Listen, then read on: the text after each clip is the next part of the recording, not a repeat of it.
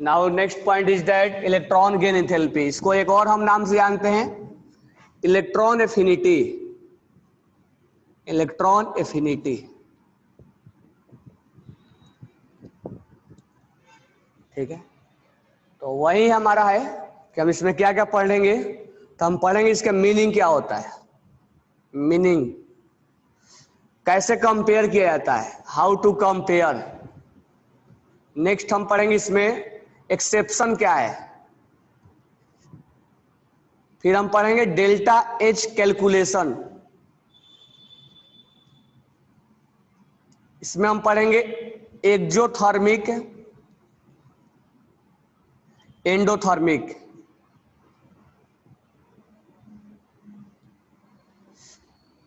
ठीक है, इतना चीजें हम इसमें कवर करेंगे मीनिंग में। इलेक्ट्रॉन एफिनिटी, अब होता है क्या,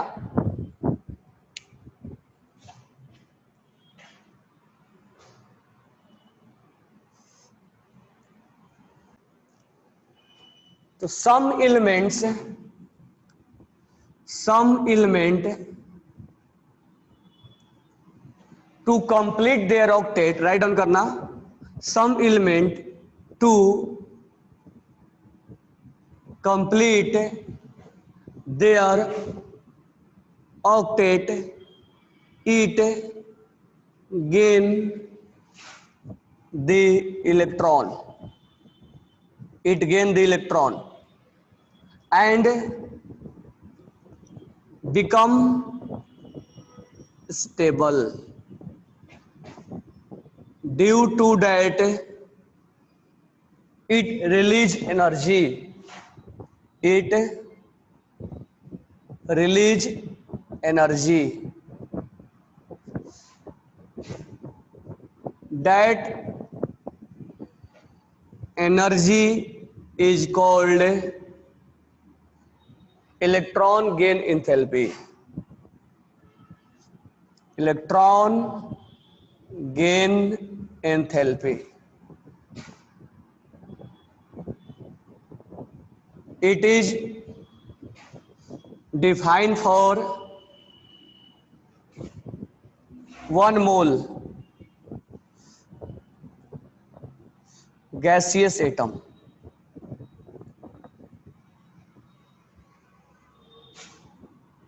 It may be एक्सोथर्मिक और एंडोथर्मिक।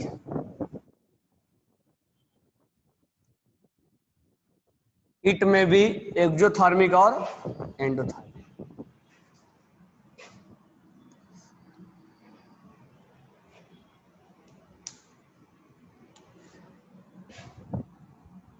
ठीक है, अब इसको हम समझते हैं, मीनिंग हम समझा रहे हैं, फिर कंपेयर करना सीखेंगे। कुछ एलिमेंट्स ऐसे होते हैं, कुछ एटम ऐसे होते हैं जो इलेक्ट्रॉन्स गेन करते हैं। एग्जाम्पल लेते हैं, एग्जाम्पल पे समझते हैं।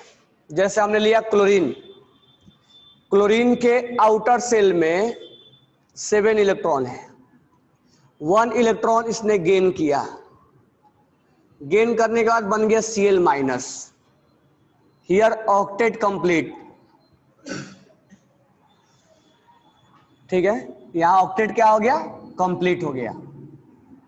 तो यहां अनस्टेबल था, यहां अनस्टेबल था, और क्या हो गया, स्टेबल।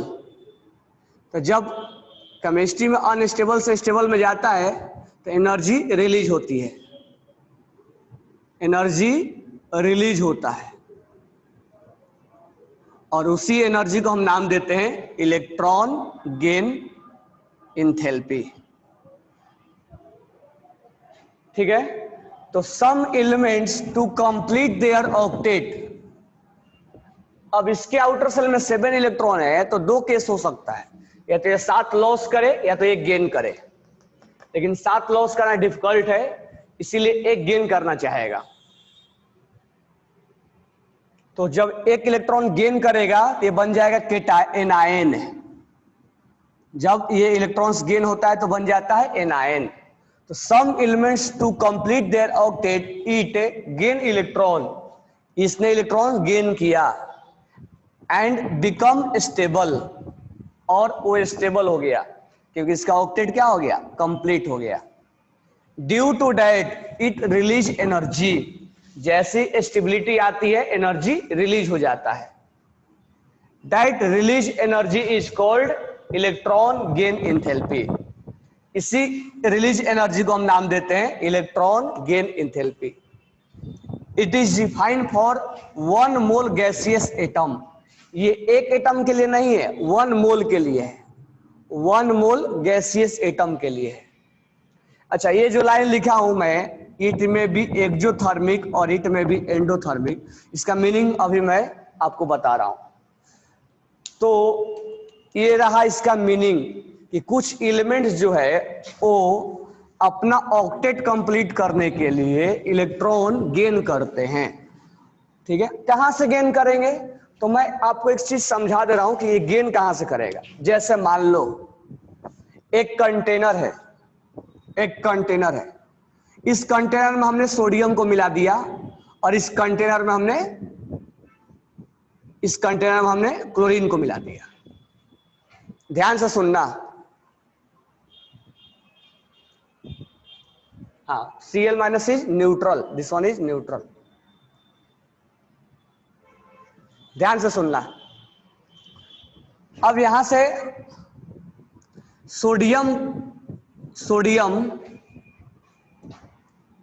सोडियम जो सॉलिड है और क्लोरीन,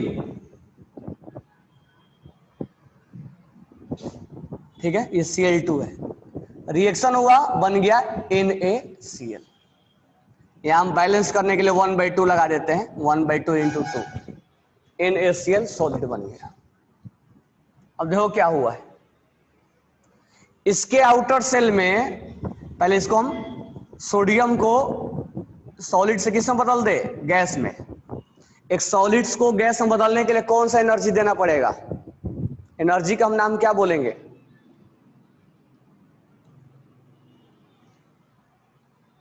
एनर्जी का नाम क्या बोलेंगे हम।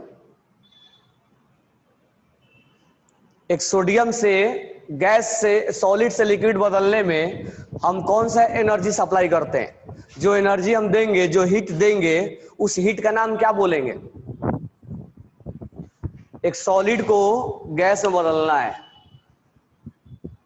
क्या बोलेंगे उसको,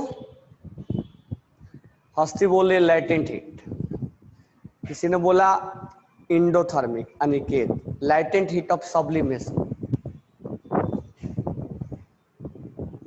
उसको बोलते हैं heat of sublimation. Latent heat मत बोलना, लैटेंट हीट दूसरा होता है, मैं समझा दूंगा लैटेंट हीट क्या होता है। Heat of sublimation, heat of sublimation. जैसे मान लो आइस है, आइस को बदलना है वेपर में, इसको हम बोलते हैं हीट ऑफ सब्लिमेशन। अब यहां ध्यान देना, इसके आउटर सेल में एक इलेक्ट्रॉन है, तो ये अपना ऑक्टेट कंप्लीट करने के लिए एक इलेक्ट्रॉन क्या कर देगा, 1 इलेक्ट्रॉन क्या कर देगा, लूज कर देगा। इस पे चार्ज क्या हो जाएगा, प्लस। ठीक है, इसको हम किस एनर्जी के नाम से जानेंगे, आयोनाइजेशन एनर्जी के नाम से जानेंगे।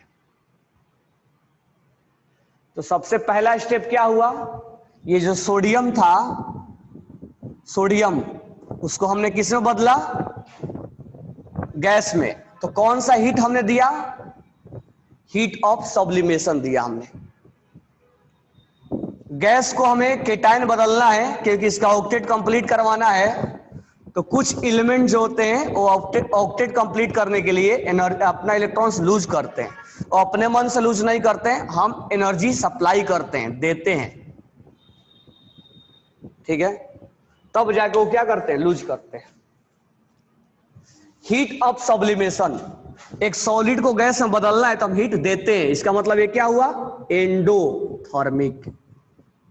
एंडोथर्मिक मालूम है ना आपको, जब सिस्टम को हीट दिया जाए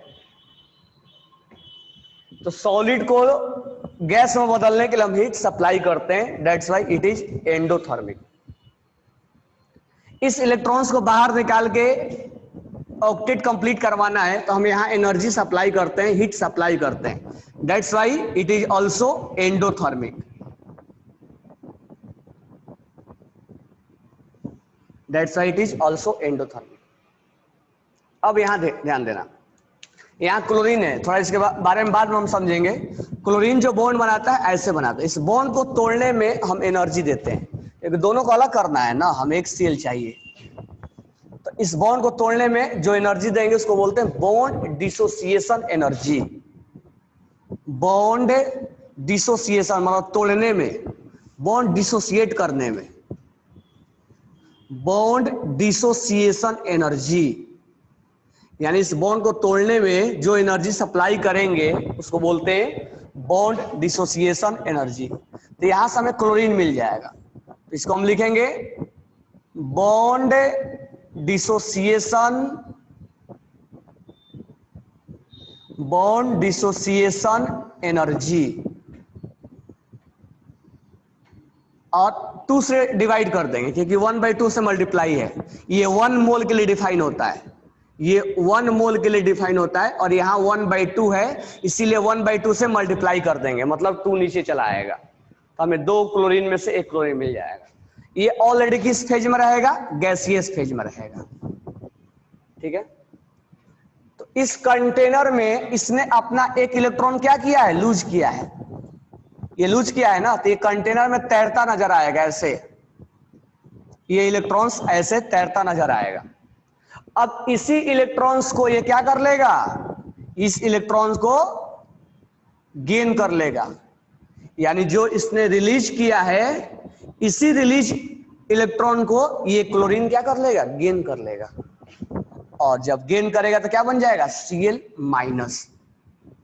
तो जब गेन करेगा तो यहां एक एनर्जी रिलीज होगा, उसको हम बोलेंगे इलेक्ट्रॉन गेन इंथैल्पी, यानी इलेक्ट्रॉन एफिनिटी। जो एनर्जी रिलीज होगा उसको हम बोलेंगे इलेक्ट्रॉन गेन इंथैल्पी।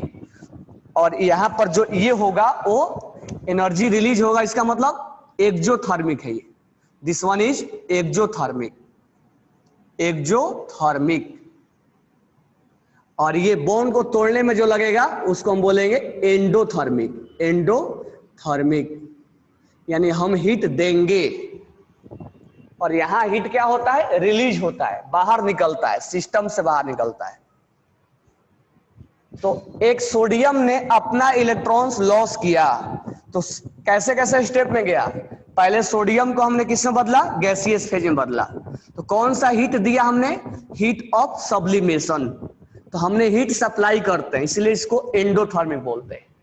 अब सोडियम अपना ऑक्टेट कंप्लीट करने के लिए एक इलेक्ट्रॉन लूज करेगा, तो हमें एनर्जी सप्लाई करना पड़ेगा, उस एनर्जी को हम नाम क्या देते हैं? Ionisation enthalpy. अब सोडियम एक इलेक्ट्रॉन लूज कर दिया, अब क्लोरीन क्या करेगा? पहले अपना बॉन्ड तोड़ेगा, जब हम हीट सप्लाई करेंगे, यहां जब हीट करेंगे हम, तो ये अपना बॉन्ड तोड़ लेगा और क्लोरीन बन जाएगा। जो ये इलेक्ट्रॉन लूज हुआ है वही इलेक्ट्रॉन्स को क्लोरीन क्या कर लेगा? गेन कर लेगा। जैसे ही गेन करेगा तो यहां से एनर्जी रिलीज होगा, उस रिलीज एनर्जी को हम बोलते हैं इलेक्ट्रॉन गेन इंथैल्पी। ये होता है एक्सोथर्मिक, और ये हो जाएगा एंडोथर्मिक। अब ये कंटेनर में हमें फाइनली जब ये सब प्रोसेस हुआ तो कंटेनर में हमें क्या मिल गया? Na+ गैस और Cl- गैस। हमें कंटेनर में ये मिल गया और ये मिल गया। ठीक है, अब क्या होगा? केटाइन और एनाइन बहुत परेशान होंगे। क्यों परेशान होंगे? क्योंकि इसके पास चार्ज एक बोझ की तरह होता है, वो नहीं चाहता है कि हमारे ऊपर कोई चार्ज हो। तो केटाइन भी परेशान था और एनाइन भी परेशान था। क्यों? क्योंकि कोई भी न्यूट्रल स्पीसीज होता है वो स्टेबल होता है। Here cation and anion both are unstable according to charge. तो केटाइन एंड एनाइन Na+ और Cl- are unstable, unstable according to charge. Charge के अनुसार से परेशान है, but stable according to octet. Octet इनका कंप्लीट है। तो स्टेबिलिटी जो है वो दो टाइप से डिसाइड किया जाता है, एक ऑक्टेट कंप्लीट है या नहीं है, या चार्ज है या नहीं है। अब देखो कंप्लीट जो स्टेबल है वो है हीलियम नियॉन, इसका ऑक्टेट भी कंप्लीट है और चार्ज भी नहीं है। तो जब इसका मतलब ये हुआ ना कि इसके जब ऑक्टेट कंप्लीट हुआ तो रिएक्शन नहीं करना चाहिए था इसको। ऑक्टेट जब कंप्लीट था, क्योंकि नियॉन तो रिएक्शन करता नहीं है, जब इसका ऑक्टेट कंप्लीट हो गया, ये स्टेबल हो गया, तो इसको तो रिएक्शन करना नहीं चाहिए था, फिर रिएक्शन क्यों कर गया ये। तो हम ये लाइन बोलेंगे कि Na+ और Cl- are unstable according to charge, क्योंकि इस पे चार्ज है, परेशान है, बोझ की तरह लग रहा है। तो फिर क्या बोला, ये Na+ बोला और ये माइनस, कि हम दोनों में अपोजिट साइन है, प्लस और माइनस है, दोनों एक दूसरे से टकराएंगे, कोलिजन होगा इस कंटेनर में अब कोलिजन होगा। अब क्या बन गया है, Na+ और Cl-। अब ये दोनों टकराएंगे, कौन दोनों टकराएगा, ये दोनों Na+ और Cl- आपस में टकराएगा, कोलाइड होगा, कोलिजन होगा, क्योंकि ये और इसमें दोनों में अट्रैक्शन होगा प्लस और माइनस में। जब दोनों टकराएंगे तो दोनों में एक बॉन्ड बन जाएगा, और वही बॉन्ड जो बन जाता है वो बन जाता है क्या, Na+ in gaseous phase plus Cl- in gaseous phase, क्या बन जाता है, NaCl। अब जैसे ही दोनों मिलते हैं और बनता है NaCl, तो यहां से एक एनर्जी रिलीज हो जाता है। क्यों, क्योंकि इनके परेशानी क्या हो गई, दूर हो गया। ये Na+ और ये Cl-, यहां मैं इंडिकेट कर रहा हूं, ये जो Na+ है और ये जो Cl- है, ठीक है। तो ये जो Na+ है ये परेशान था क्योंकि इसके ऊपर चार्ज था, और ये जो Cl- था ये भी परेशान था क्योंकि चार्ज था। दोनों मिल गए और दोनों मिल के एक बॉन्ड बना लिए और बन गया NaCl। और जैसे ही दोनों मिले, ये दोनों मिल के एक बॉन्ड बनाए और ये चार्ज क्या हो गया, कैंसिल हो गया। तो दोनों के बीच में इसको बोलते हैं आयोनिक बॉन्ड, ठीक है। और ये सॉलिड बन जाता है, सॉलिड। तो देखो एक गैस कैसे सॉलिड बन गया, तो जब गैस से सॉलिड में जाएगा तो यहां भी एनर्जी रिलीज होता है, और इस रिलीज एनर्जी को बोलते हैं lattice energy. That release energy is called lattice energy. जब ये दोनों मिलते हैं और ये सॉलिड बनता है, यहाँ एनर्जी रिलीज होता है, उसको बोलते हैं लैटिस एनर्जी। और ये क्या होता है, एक्सोथर्मिक होता है, एनर्जी रिलीज होता है, और ये सॉलिड बन के चार्ज को, अब जाके ये क्या हो गया, स्टेबल। तो अब जाके ये NaCl क्या हो गया, स्टेबल। अब ये चार्ज के अकॉर्डिंग भी स्टेबल है और ऑक्टेट के अकॉर्डिंग भी स्टेबल है। तो ये सोडियम जब यहां से चला तो ये तब तक परेशान था जब तक इसका ऑक्टेट नहीं कंप्लीट हुआ। जैसे ही ऑक्टेट कंप्लीट हुआ, एक इलेक्ट्रॉन लूज किया, इस इलेक्ट्रॉन्स को क्लोरीन ने गेन कर लिया और अपना ऑक्टेट कंप्लीट कर लिया। लेकिन जैसे ही लूज किया और गेन किया, इन पे ऊपर चार्ज आ गया, ये चार्ज के वजह से परेशान हो गए। पहले ऑक्टेट के अकॉर्डिंग परेशान थे, अब चार्ज के अकॉर्डिंग परेशान हो गए। तो परेशानी दूर करने के लिए प्लस और माइनस में क्या हुआ, कोलिजन हुआ, और कोलिजन होने के बाद दोनों बोले पास पास आ जाते हैं और एक बॉन्ड बनाते हैं और चार्ज को कैंसिल करते हैं, और दोनों क्या बन जाते हैं, स्टेबल बन जाते हैं। अब जाके NaCl क्या बन गया, स्टेबल। और यहां से स्टेबल बनते ही यहां से एक एनर्जी रिलीज करेगा, उस रिलीज एनर्जी को हम बोलते हैं लैटिस एनर्जी, और इसको बोलते हैं एक्सोथर्मिक। तो एक NaCl बनने में इतना प्रोसेस लगता है, अगर हम लैब वगैरह में बनाए तो वही है इलेक्ट्रॉन गेन इंथैल्पी। हम यहां पर पढ़ रहे हैं इलेक्ट्रॉन गेन इंथैल्पी। तो मुझे बताओ इसमें कौन कौन से पॉइंट्स में डाउट है, क्योंकि हमने आपको बताया एक NaCl बनने में क्या क्या स्टेप्स होके गुजरना पड़ेगा। NaCl बनाना इतना आसान नहीं है कि Na+ मिला और Cl- बनाया बन गया, नहीं। जब हम आयोनाइजेशन एनर्जी पढ़ लिए तो उसको हमें प्रॉपर ढंग से स्ट्रक्चर वो करना पड़ेगा, एक प्रॉपर ओरिएंटेशन में जाना पड़ेगा कि किस तरह से हमने उसको एन स्केल बनाते हैं लैब में। लैटिस एनर्जी, जब ये दोनों मिलते हैं Na+ और Cl-, ये क्या बन जाता है? सॉलिड। मुझे ये बताओ, सॉलिड से गैस में जाना होता है तो हम एनर्जी हीट देते हैं ना। सॉलिड से वेपर में जाना है, सॉलिड से वेपर में जाना तो हीट देते हैं, और जब वेपर से सॉलिड में आना होगा तो हीट क्या होगा? वेपर को सॉलिड बनाना है तो फ्रिज में रखते हो ना ले जाके, तो फ्रिज में रखते हो तो उसका मतलब हीट क्या होता है? बाहर निकलता है। तो जब ये दो गैसियस एटम मिलके एक सॉलिड बनता है, इसका मतलब वहां से हीट क्या होगा? बाहर निकलेगा। जो बाहर निकलेगा उसको हम बोलते हैं lattice energy. When gaseous cation is combined with gaseous anion, then energy will release. When gaseous cation 1 minute, देखो स्टार्टिंग से समझा दे रहे हैं। एक हम तुम्हें क्या समझाने की कोशिश किए कि एक NaCl कैसे बनेगा। NaCl कैसे बनता है? सॉरी, NaCl कैसे बनता है?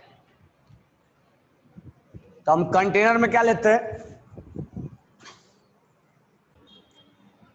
हमें अगर NaCl बनाना हुआ तो हम एक कंटेनर में सोडियम लेते हैं, सोडियम जो कि सॉलिड फॉर्म में होता है, क्लोरीन लेते हैं जो कि Cl2 के फॉर्म में होता है।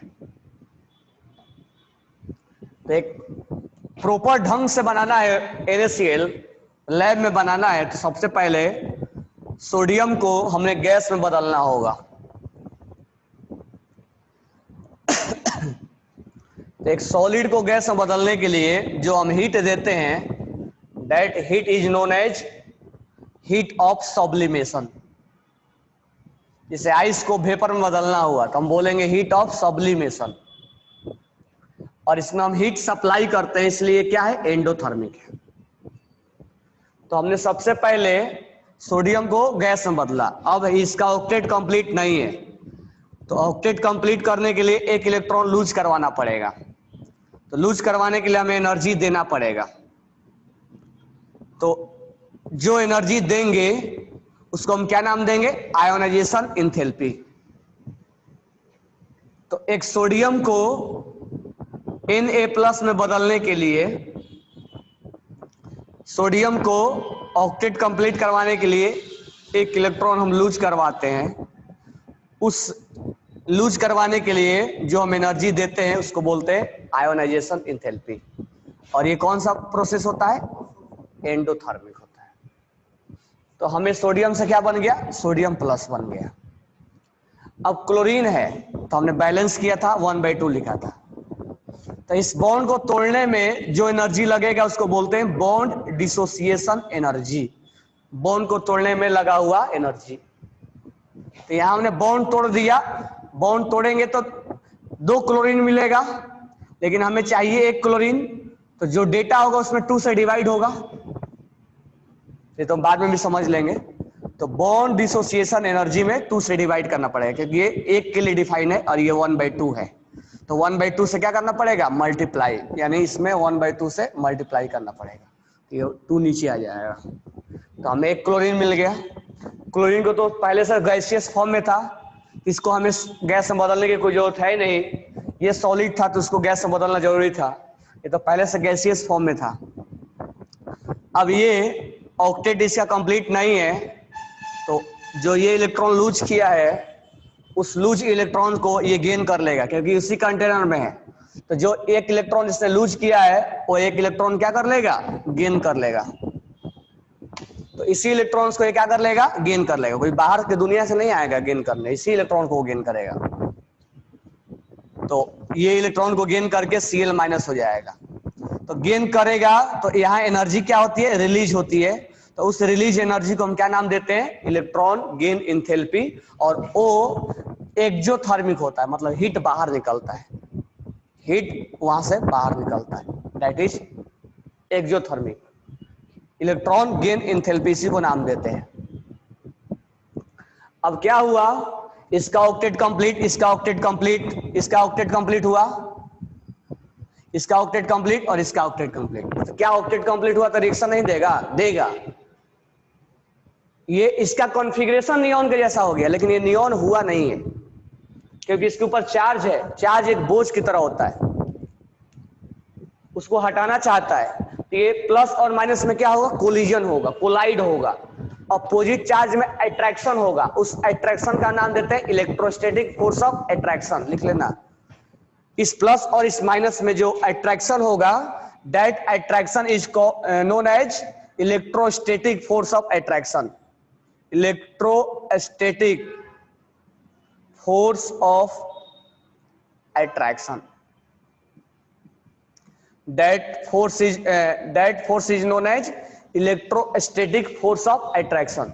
दोनों के बीच में क्या होगा? अट्रैक्शन होगा। जब दोनों मिलेंगे, क्योंकि दोनों परेशान थे, तो दोनों जब मिलेंगे तो एक गैस और गैस मिलके क्या बन गए? सॉलिड। तो गैस से जब सॉलिड बनेगा तो एनर्जी क्या होगा? रिलीज होगा। जब मान लो वेपर को आइस बनाना है तो फ्रिज में रखना पड़ेगा, तो एक gaseous cation, when gaseous cation combined with gaseous anion, then energy will release. That release energy is called lattice energy. अब जब दोनों ये परेशान थे, दोनों जब मिले तो दोनों के बीच में क्या हुआ? सौदेबाजी हुई कि हम परेशान थे क्योंकि हमारे पास प्लस चार्ज है, और हम परेशान थे क्योंकि हमारे पास माइनस चार्ज है। दोनों बोले आओ एक दूसरे के पास और बॉन्ड बनाते हैं, और अपना चार्ज क्या करते हैं? कैंसिल करते हैं। यानी प्लस और माइनस मिलके क्या कर लिए? एक बॉन्ड बना दिए, एक बॉन्ड का फॉर्मेशन हुआ।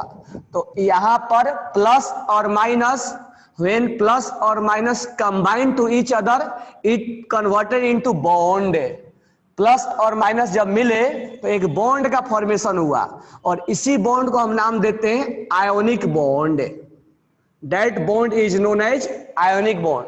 तो दोनों जब मिले, बोले आओ सौदाबाजी करते हैं और अपना चार्ज हटाते हैं, तो प्लस और माइनस एक बॉन्ड में कन्वर्ट हो जाते हैं और उनका चार्ज कैंसिल हो जाता है, और उसी बॉन्ड को हम नाम देते हैं ionic bond.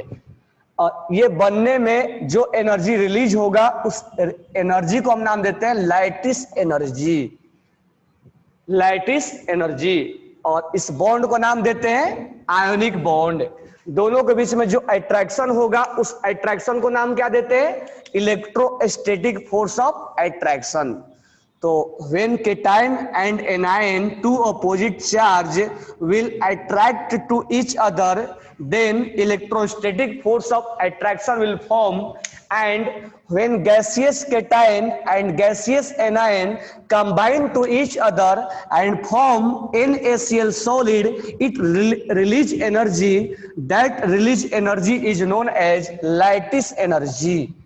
And when plus or minus will combine to each other, it converted into bond. That bond is known as ionic bond. Do you understand? So write down one by one point. Write down each and every point. तो आप write down करो सारे points. मैं यहां पर dusting कर रहा हूं, अभी लिख दूंगा सारे पॉइंट्स। तो एक NaCl बनाने के लिए हमने कौन कौन से पॉइंट्स पढ़े, तो राइट डाउन करो। तो पहला हमारा पॉइंट्स क्या था? Heat of sublimation. First point is that heat of sublimation. Heat of sublimation. Heat of sublimation. Heat delta H, short में इसको लिखते हैं SUB, sublimation. required energy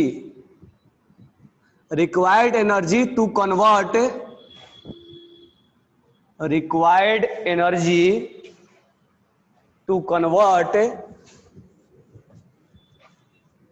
one mole solid, 1 mole solid to gaseous form. जैसे example H2O अगर solid है, ice है, तो इसमें हमने वेपर में बनाने के लिए, गैस में बनाने के लिए कितना हीट देना पड़ा। तो मान लेते हैं 6.23 किलो जूल पर मोल है, यानी एक सॉलिड को गैस में बनाने के लिए कितना हीट देना पड़ा। That is known as heat of sublimation.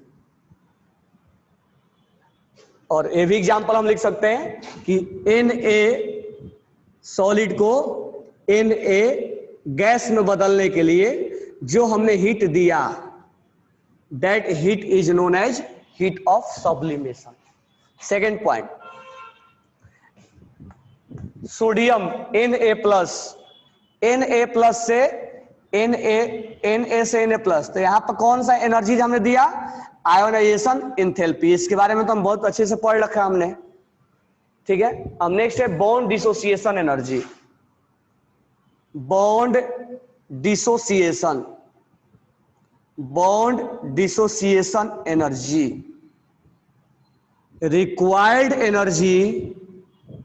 Required. अच्छा, एक चीज और भी लिखते चलना, दिस वन इज एंडोथर्मिक, ठीक है, दिस वन इज एंडोथर्मिक। और इसमें भी हमें हीट देना पड़ता है, दिस वन इज एंडोथर्मिक। जहां एनर्जी रिक्वायर्ड होगा वहां एंडो होगा। तो required energy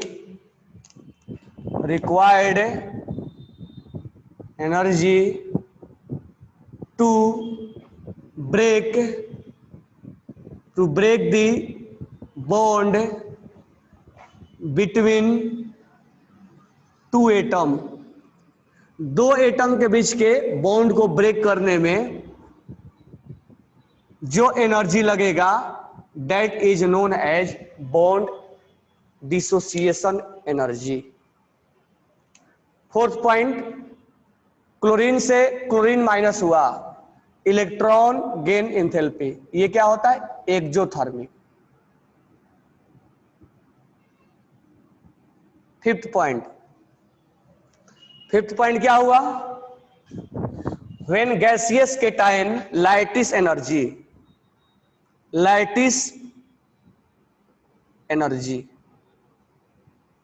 when gaseous cation and gaseous anion combine, when gaseous cation and gaseous anion combine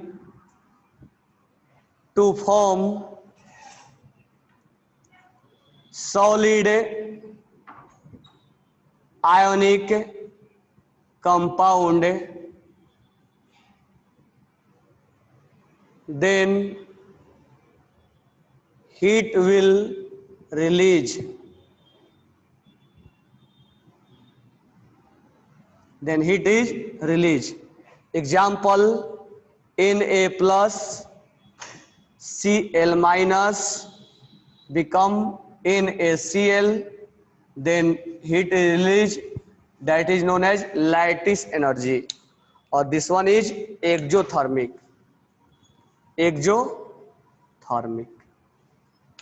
Okay now, fifth point is that exothermic. Now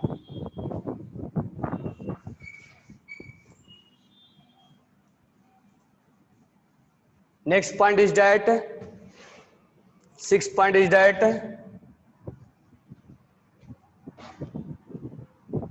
electrostatic force of attraction will be applied. Electrostatic force of attraction will be applied. That is applied between cation and anion.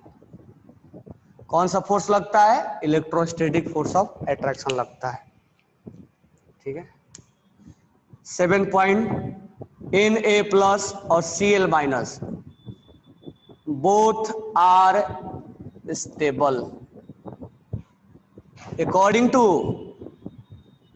both are stable according to charge,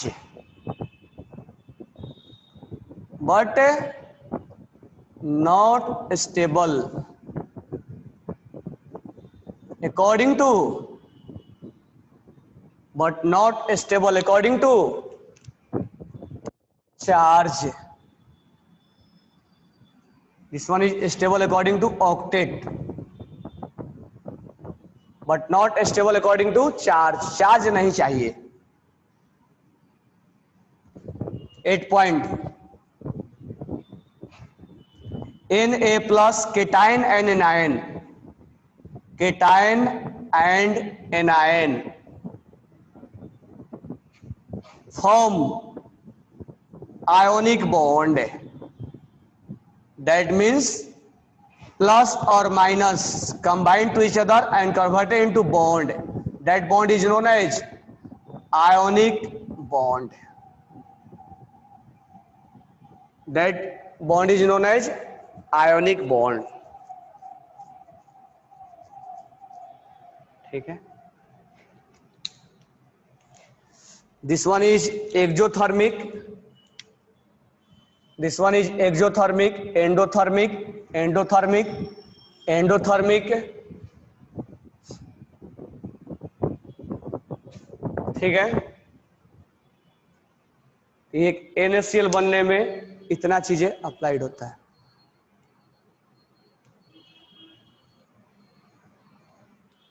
सारे points clear हो गए? चलो, और कोई doubt है? Okay, thanks to all. Have any doubt?